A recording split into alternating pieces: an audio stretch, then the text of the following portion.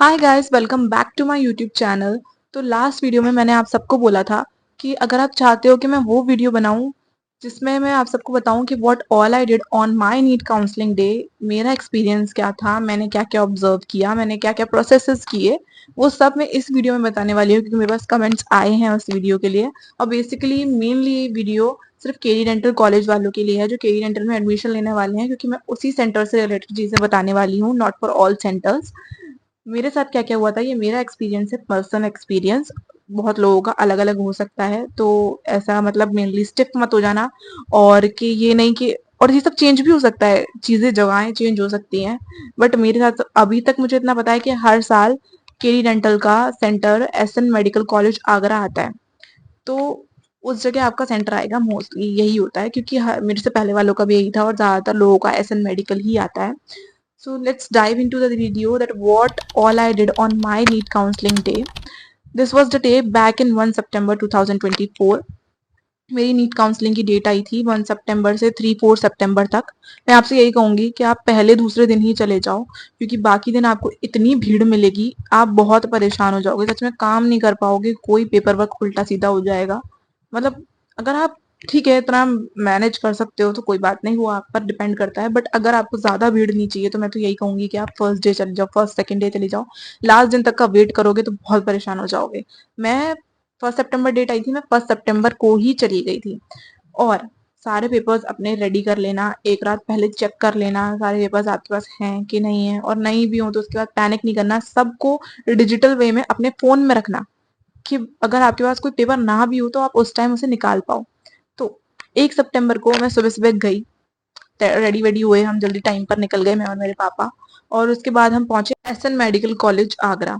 तो अब कॉलेज पहुंचे, कॉलेज में सबसे पहले वो आपको बोलेंगे एक बिल्डिंग में जाके अपनी जो भी जिस भी व्हीकल से आप जा रहे हो पार्क करने को, अगर वैसे भी जा रहे हो तो उनका अलग, मतलब जो पढ़ाई वाला सेंटर है जहाँ पर कॉलेज है वो बिल्कुल अलग है। और जहाँ पर थोड़ा हॉस्पिटल है, चेकअप्स वगैरह होते हैं, वो थोड़ा अलग है। मतलब एक तरफ है कॉलेज साइड और उसके जस्ट सामने ही है आपका हॉस्पिटल साइड। तो हॉस्पिटल साइड में आपको बहुत ज्यादा अंदर चल के जाना पड़ेगा, थोड़ा बहुत अंदर जाओगे, फिर वहां पर उनका एक एरिया आएगा जहां पर वो काउंसलिंग चल रही होगी। वहां पर आपको फॉर्म लेना है और आपको उस फॉर्म में अपनी डिटेल्स भरनी है, उसमें यूपी नीट काउंसलिंग का जो भी है, जो भी मांगा है, वो सब आपको भरना है। उसके बाद आपको वहां से वो फॉर्म, उस पर आपकी फोटो, अपनी फोटो जरूर ले जाना, अपनी फोटो स्टिक करनी है। और उसके बाद आपको फॉर्म फॉर्म लेके हॉस्पिटल साइड जाना है, वापस जहां से आप आए थे उसी साइड, वहां पर एक हॉस्पिटल एरिया होगा, उसमें आप जाओगे।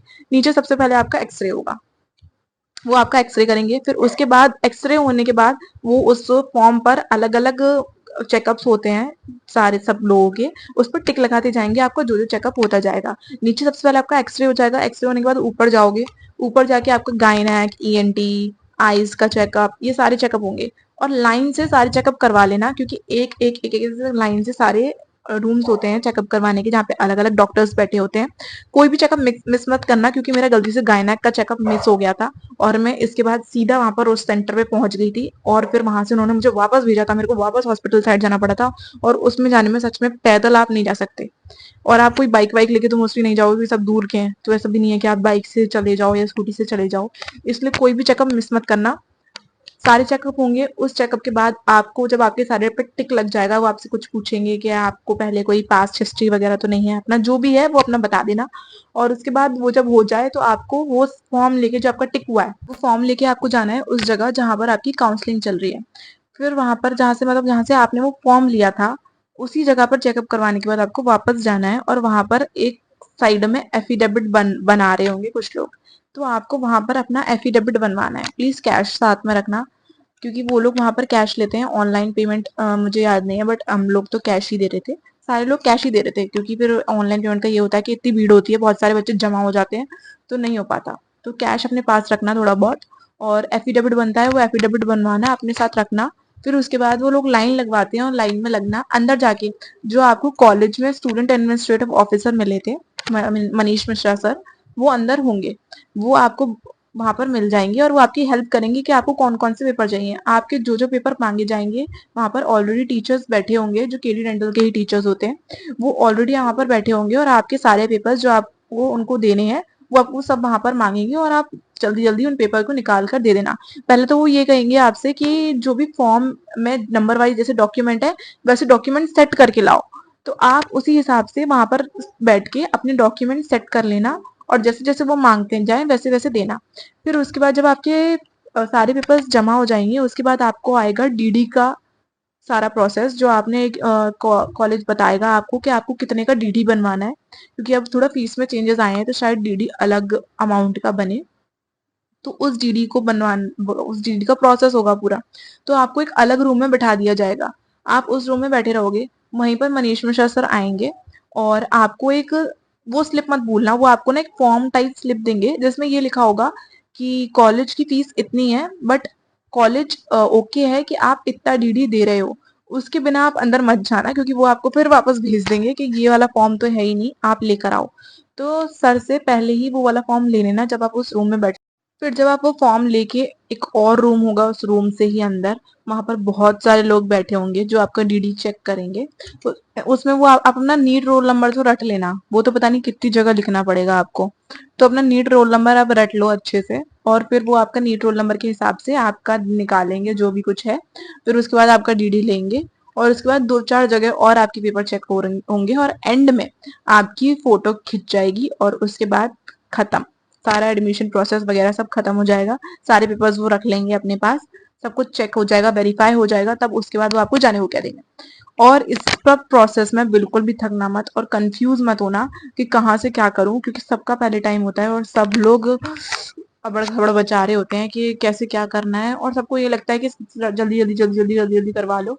तो भीड़ में कुछ भी भूल मत जाना, अगर गलती से भी आप कुछ भूले या आपका कुछ रह गया, आराम से काम करना, बहुत टाइम है। क्योंकि गलती से भी कुछ भूल गए या कुछ रह गया और एक बार आप उधर से बाहर निकले, तो फिर वो आपको दोबारा ऐसे ही अंदर नहीं घुसने देंगे, आपको फिर से इतनी लंबी लाइन में लगना पड़ेगा, फिर से अंदर जाना पड़ेगा। ऐसे नहीं है कि आपको कुछ रह गया है तो आप बाहर आ जाओ तुरंत अंदर चल जाओ, ऐसे नहीं घुसने देते वो आपको अंदर, लाइन में ही घुसने देते हैं। अगर कुछ रह गया तो बाहर जाना पड़ेगा, फिर से लाइन में लगना पड़ेगा, फिर से अंदर आना पड़ेगा, और लाइन बहुत लंबी होती है, मजाक मत समझना, बहुत भीड़ होती है। इसलिए पेपर्स मत भूलना और अपने पेरेंट्स को कहना कि वो गेट पर ही खड़े रहें, क्योंकि पेरेंट्स को अंदर नहीं जाने देते जब नीट काउंसलिंग स्टार्ट हो जाती है। आपको अकेले ही अंदर जाके सब कुछ करना पड़ेगा। पेरेंट्स को कहना गेट पर ही रहे, अगर आपको किसी भी चीज की नीड है तो फोन कर देना, कोई पेपर आपका रह जाता है तो फोन करके बता देना, वो उसका प्रिंट आउट निकाल कर आपके लिए ले आए। तो आपका एडमिशन प्रोसेस सब कुछ खत्म होने के बाद कॉलेज वाले ग्रुप बनाएंगे, जिन जिन बच्चों का भी एडमिशन हुआ है वो एक ऑफिशियल ग्रुप के अंदर सबके पेरेंट्स के नंबर होंगे तो पेरेंट्स के, बच्चों के नंबर होंगे तो बच्चों के, सारे नंबर उस पर ऐड हो जाएंगे। और उसके बाद आपका टाइम टेबल, कॉलेज में कब बुक्स मिल रही हैं, जो भी डे स्कॉलर्स हैं या जो भी पास के लोग हैं, अगर वो टाइम पर बुक लेना चाहते हैं तो वो भी कॉलेज वाले इन्फो दे देंगे कि बुक वाला कॉलेज में आया है, अगर आपको बुक्स लेनी है तो आप बुक ले लो। और जो भी होगा वो सब उस ग्रुप पे बता दिया जाएगा, आपका टाइम टेबल भी उस ग्रुप पर आएगा, आपके कॉलेज कब से स्टार्ट हो रहे हैं ये सब की इन्फॉर्मेशन उस ग्रुप पे फिर आपके पास आ जाएगी, फिर आपको किसी बात की लोड देने की जरूरत नहीं है। And that's all for this video. अगर कोई और भी डाउट है तो आप मुझसे पूछ सकते हो, काउंसलिंग से पहले जो भी डाउट है वो सब मैं क्लियर करना चाहूंगी। और इंस्टा आईडी आपके पास है ही, कमेंट्स आप कर ही देते हो। So that's all for this video, don't forget to like share and subscribe to my channel, और बाय बाय।